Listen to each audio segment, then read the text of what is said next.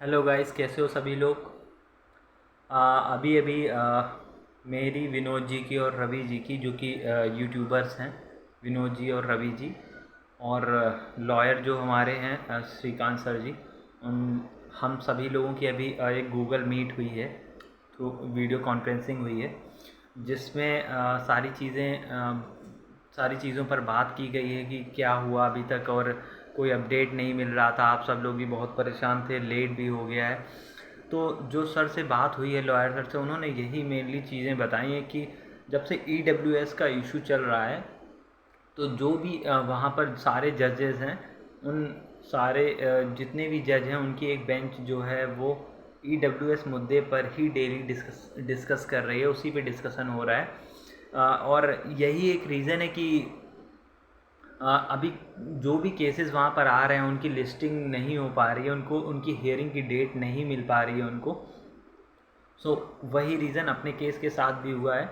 And आज Shrikant sir जो हमारे लॉयर हैं, उनसे बात करी है, उनको उनको बताया है कि आप जैसा आपने काम किया था, आप वैसा ही काम करें। जो आपने हाई कोर्ट में जिस तेज़ी से काम किया था, वो काम की ज़रूरत है सर।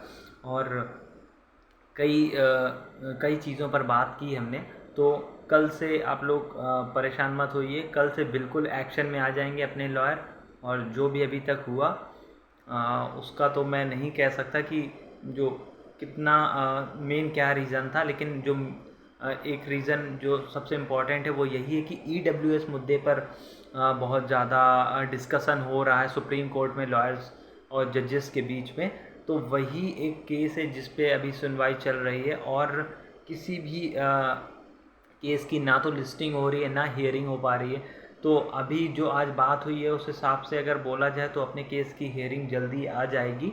एंड जो भी बात हुई है उसकी हो सकता है रिकॉर्डिंग भी आपको, पूरी रिकॉर्डिंग आपको, हमारे हमारे बीच में जो भी बात हुई उसकी पूरी रिकॉर्डिंग आपको विनोद सर या रवि सर जो हैं यूट्यूबर्स हैं, उनके थ्रू आपको मिल जाएगा।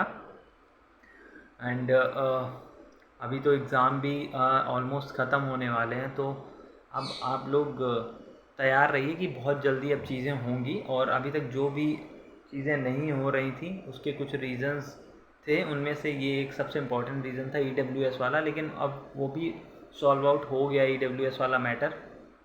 तो उसकी वजह से अब चीज़ें ज़्यादा नहीं रुकेंगी।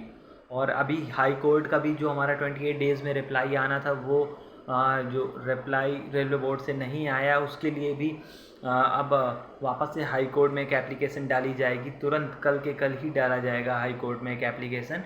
एंड रेस्पोंडेंट से रिप्लाई करने को कहा जाएगा। अगर वो रिप्लाई नहीं करेंगे, रेस्पोंडेंट यानी कि रेलवे बोर्ड, तो अगर वो रिप्लाई नहीं करते तो उनमें कंटेम्प्ट का भी वो एक प्रोसीजर है, वो चलेगा।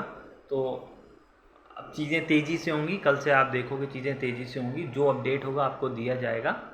एंड अभी तक अपडेट इसीलिए नहीं दे पा रहा था क्योंकि कुछ कुछ अपडेट मिल ही नहीं रहा था। जब कुछ अपडेट होता तो आपको अपडेट दिया जाता।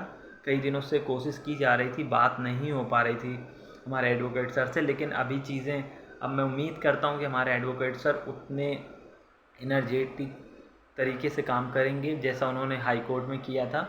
और अब सब कुछ पॉजिटिव होने वाला है दोस्तों।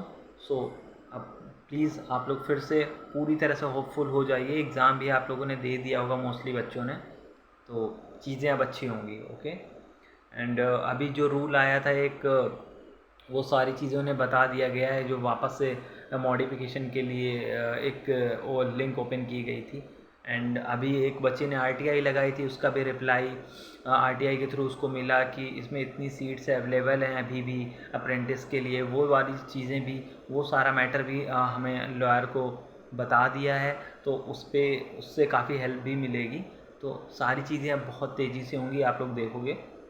और अब आप लोग परेशान मत होइए, क्योंकि आज बात हो गई है। अभी आपको हो सकता है दूसरे यूट्यूबर्स भाई जो लोग जो हैं, उनसे आपको पूरी उसकी रिकॉर्डिंग मिल जाए।